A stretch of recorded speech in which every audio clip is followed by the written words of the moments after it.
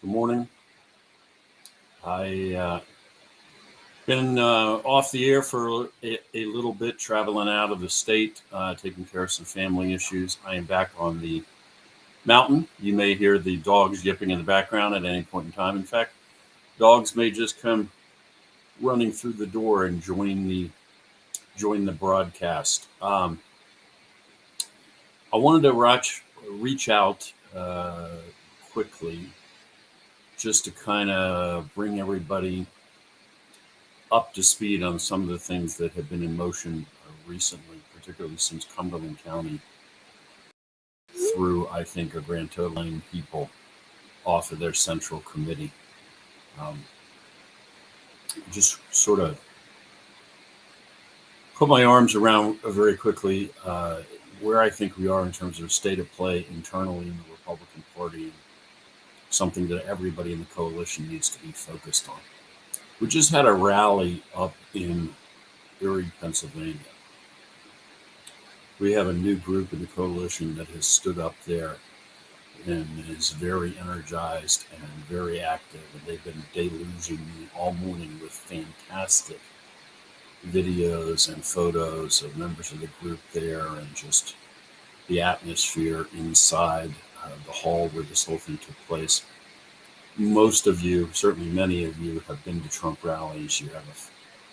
You have an idea of what kind of energy we're talking about and the power of these things. A little hard to describe if you've never been to one, but I think these photos and the videos that we've been putting up on the Facebook page do a pretty good job of capturing that.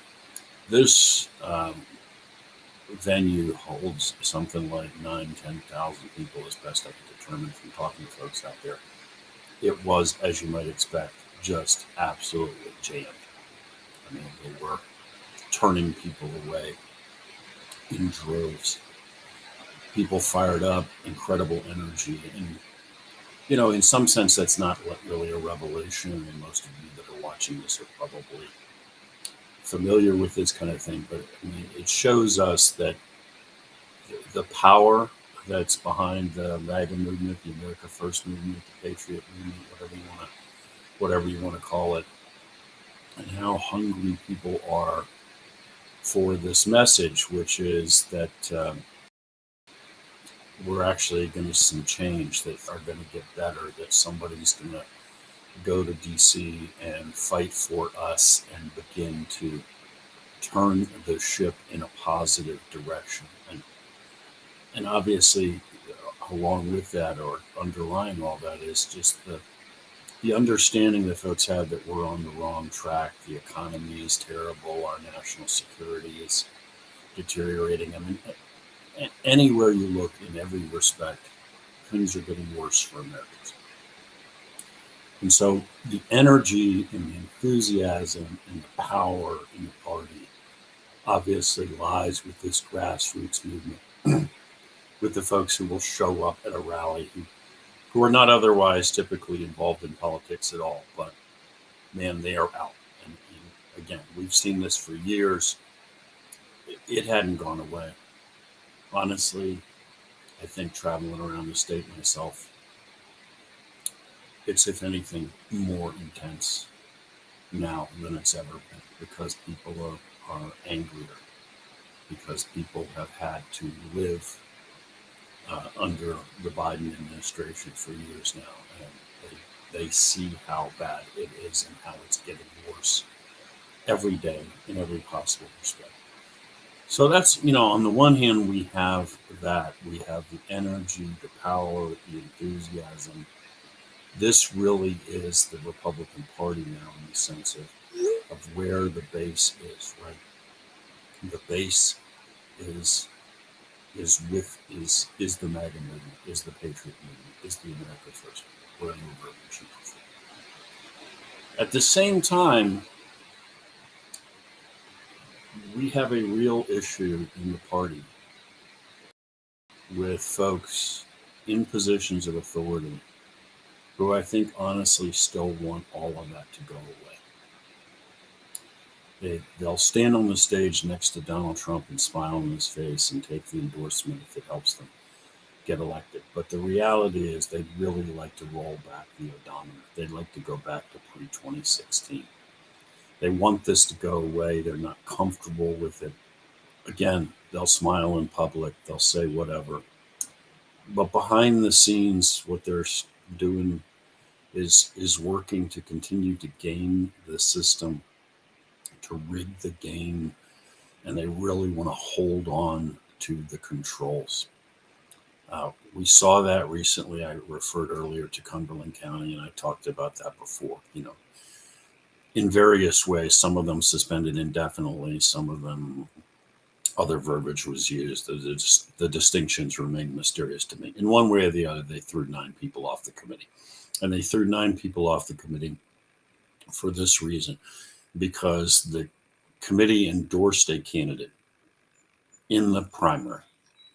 So in the primary, that's supposed to be an open, free, and fair election where the party members decide who will be their nominee.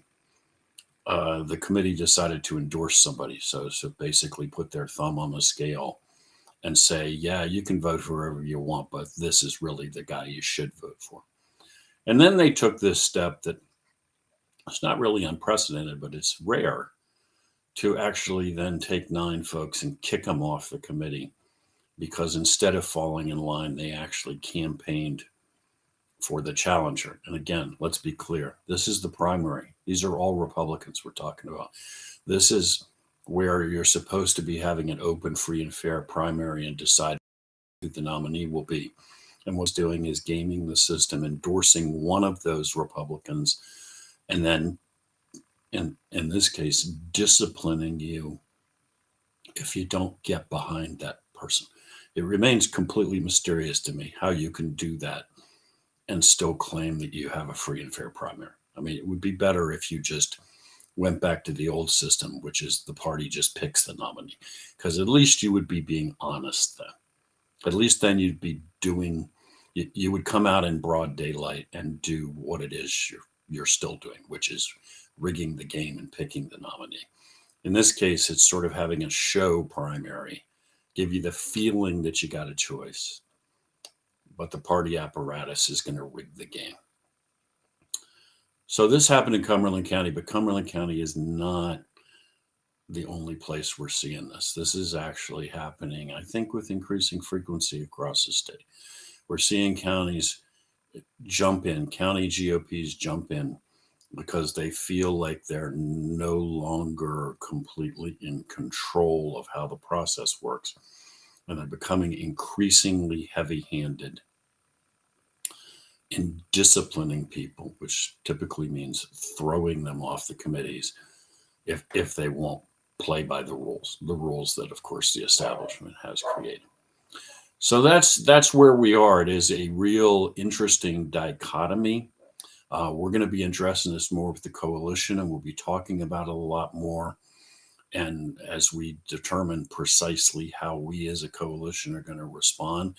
But I just wanted to sort of sensitize everybody right now to the fact that this is going on, that at the same time, you got all the energy and all the enthusiasm and all the power of the grassroots behind the movement.